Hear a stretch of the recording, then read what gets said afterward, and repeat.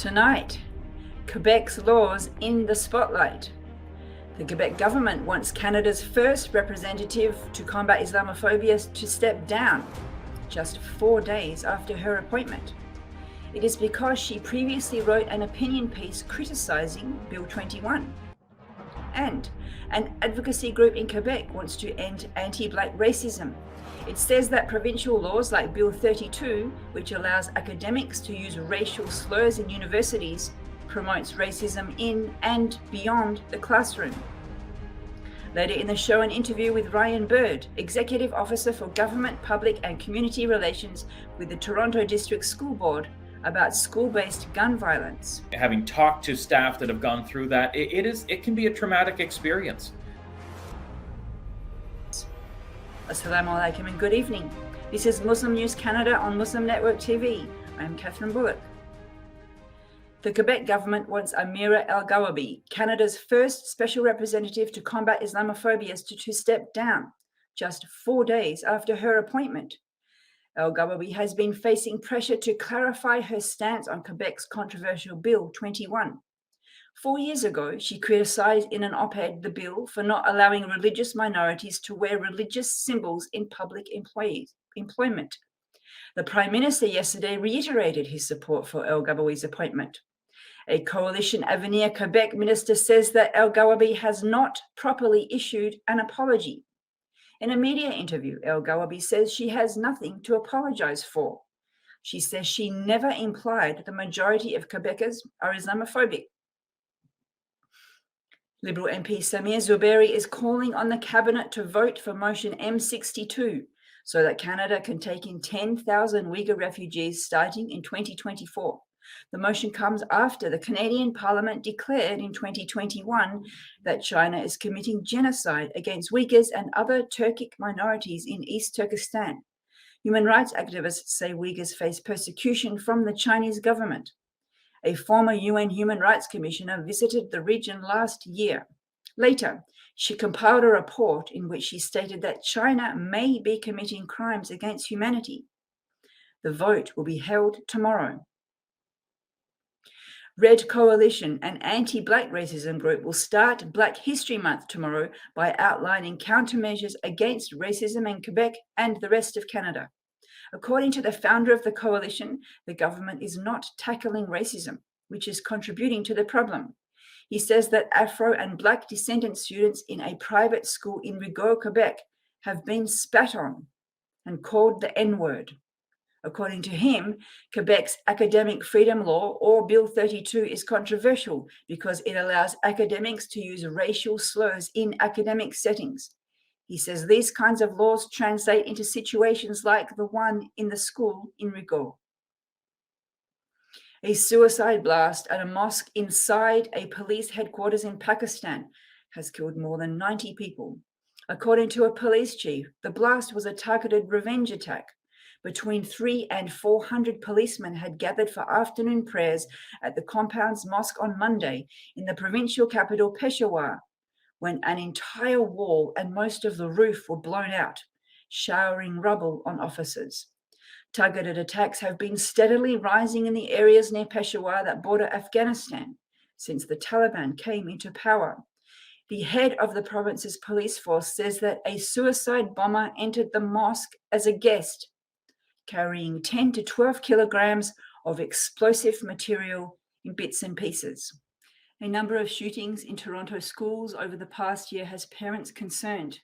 To talk to us more about how school administrators and students are addressing this, we are joined now by Ryan Bird, the Executive Officer of Government, Public and Community Relations at the Toronto District School Board. Thanks for joining us. Nice to be with you.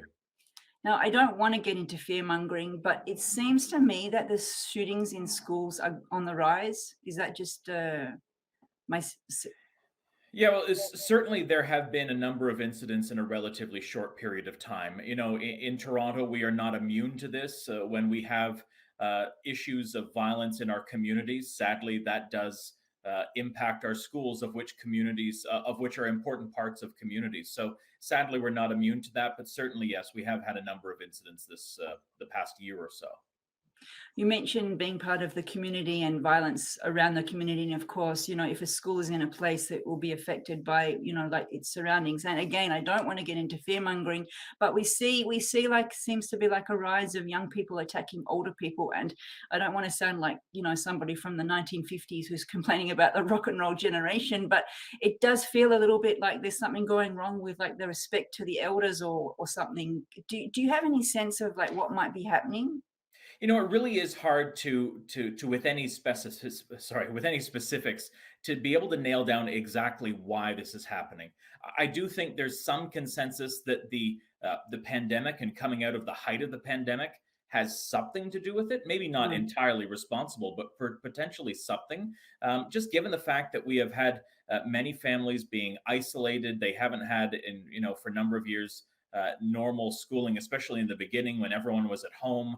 They didn't have those interactions and just learning those interactions within school. So I mm. think that may explain some of it, but certainly not all of it. You're a school person, and it's usually the police who would deal with guns. How has this rise in the violence affecting like teachers and school administrators? They're educators. They're not, meaning to be dealing with this issue. Every staff member and student deserves to be able to come to school and work and not have to worry about this. We don't want anyone to have to worry about their safety. And so that really is a sincere priority for us as school board staff. We work closely with Toronto Police when there are urgent safety concerns. We connect with them. We have our Caring and Safe Schools department. We have school-based safety monitors in our secondary schools and middle schools. We have a number of staff on the mental health side. So whether it be social workers, child and youth workers, and counselors to help support students. Bottom line, we want to make sure that when students are concerned about something, whether it be their own safety, Mm. someone else's, they feel that something isn't quite right, we want them to feel comfortable coming forward and talking to a trusted staff member at the school. That really can help us potentially avoid some of these issues so that we can de-escalate that before it ever happens. There's a lot in what you said, and I hope I get time to sort of tease out some of the different threads. But is there any idea about how the guns are getting into the hands of young people? It's really not clear. I think Toronto police are best able to answer that. But in general, we do hear on a regular basis that there are a number of illegal weapons coming across the border. As far Mm, as that supply angle of it, mm, how youth manage to get a hold of them, that really is a police question. But sadly, they do have possession of some of these in some cases, and so mm. we want to be able to work with Toronto police to address those when there's that urgent safety concern. We hear about someone potentially having a weapon. How do we make sure that not only people are aware, but we can take steps to avoid any actions on that? Mm. So there was a school shooting, unfortunately, in an east suburb of Toronto very recently. I believe it was in a parking lot of the school. And so, how does the police get involved? Like, what's the interaction between the school and the police in that kind of situation? It's going to look different depending on the unique situation, but generally, if a school becomes aware prior to anything happen, obviously, if a school becomes aware that there may be something, there's a report of someone possibly with a weapon, we call police. That Mm, we call police just like everyone else. Call 911 and ask for assistance. mm, Obviously, after something were to happen, are immediately called to help address that. But mm, again, I think it really comes down to what information do we have prior to an incident happening that we can help support students, make sure that we're avoiding this from ever becoming an issue. But if we do hear about one of those serious threats, we contact police and work with them to try to avoid anything from happening. And then, obviously, should the unthinkable happen and something actually does happen at a school or just outside a school, we're working closely with them and making sure that everyone inside that school is safe. mm. There was an incident this week in Peel region, which I know is not part of your school board, but just as an example, where the students thought they saw someone pulling a gun out of their backpack and someone screamed gun, and then everyone's running. And then the police, I guess, were called and put the school onto lockdown. So can you just tell us a little bit about what lockdown looks like for a school in that kind of situation? Yeah, there's essentially two different modes, if you will. We have lockdown, which is generally everyone inside classrooms and rooms, doors closed, window shades drawn, lights out, trying to stay as silent as possible. That typically means there's an immediate threat either in the immediate area of the school or inside the school. Mm, Whereas a hold and secure, for example, is just the outer doors of a school being locked and school life continuing as normal inside. That's typically perhaps, if there's a robbery in the area, and as a precaution, we would put a school into a hold and secure. But a lockdown is really when it comes to an immediate threat in that immediate area or mm. inside the school. And do you practice those like the same way we would practice fire alarm? Exactly. So I think we have at least six fire drills per year and at least two lockdown drills per year. So while it's unfortunate that we need to, it's important that we do, so that, should the unthinkable happen and something happens near your school, that we're ready. So students have, for many years are now used to having those lockdown drills, so they know what to do in case a lockdown is actually called. Like you said, it's unfortunate that you have to do it, but it's good to prepare. Actually, Muslim communities are talking about practicing lockdowns in mosques because of the mosque shootings. We're coming up on the Sunday commemoration of the 6th anniversary of the mosque shooting. So it is an idea that's also filtering into our mosque communities, different topics. Sorry, let me circle back to something you said earlier. Mhm. If I had to go through those kind of lockdowns, even if it was just a practice, I think I'd be so scared I wouldn't even want to come to school. And you mentioned having counselors so that students can feel safe if they want to talk about it. So how are students coping with this kind of lifestyle trauma? Yeah, and I can't imagine having to go through a lockdown when you hear about possible weapons and what you're thinking. So that's why we make sure that we have social workers, among others, from our professional support services staff at schools following an incident, so that there is someone to talk to. Should someone need to talk, they've been going through some challenges ever since the incident. We want to make sure that those supports are in place for as long as possible, and Mm, those are sent to schools following an incident. Before that, though, if we do know that a student is experiencing challenges with their mental health and well-being before an incident ever happens, we mm, want to be able to connect them either with TDSB supports or community supports, but work with them and their families if needed, to mm. make sure that their concerns are addressed, the challenges they're going through can be talked about with someone.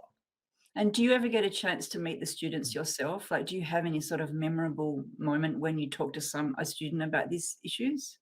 Personally, I've been to a number of schools following these incidents, and unfortunately, just the nature of that day, there's not a lot of time for me to interact with students because they're Mm, either inside the school as part of that lockdown or leaving afterwards. But I can tell you, having talked to staff that have gone through that, it can be a traumatic experience. Especially, obviously, it's never when you anticipate it. mm. In the middle of the day, that happens, and you're worried. You've got parents calling or you calling parents. It can be a very, very traumatic experience, and we understand that. And that's why we put such a focus on making sure that we have those social work and other professional support services staff following that, because we know we don't want students and staff, for that matter, to just internalize that and go about with their day. We want to make sure that if they want to talk, someone's there, because that's just critically important. It is critically important. I'm so glad to know that you're doing that. We're almost out of time. I don't know if I should squeeze in a last question. Of course. But there's maybe so the police are doing the law enforcement side of the guns, or they should be. Is there a curriculum component where you sort of teach people that guns are dangerous and not to touch them or something? Yeah, I think generally we would talk about mental health and well-being, and if there's a specific concern, of course, we could address that. Toronto Police do a number of visits to our schools to do learning with students, and teach them about certain things. So obviously, if there's a specific concern, we would share that, because we want to know and make sure that students know that Mm. that's not the answer. It never is the answer, but we want to make sure that there's those trusted adults in schools so that kids can have those conversations and hopefully avoid any incident from actually happening. Well, we wish you well and everyone well and safe, and commend you on your work. And thank you for joining us today. Thank you so much. Thank you for watching. If you like what we do, please share, like, and subscribe. Stay safe and God bless.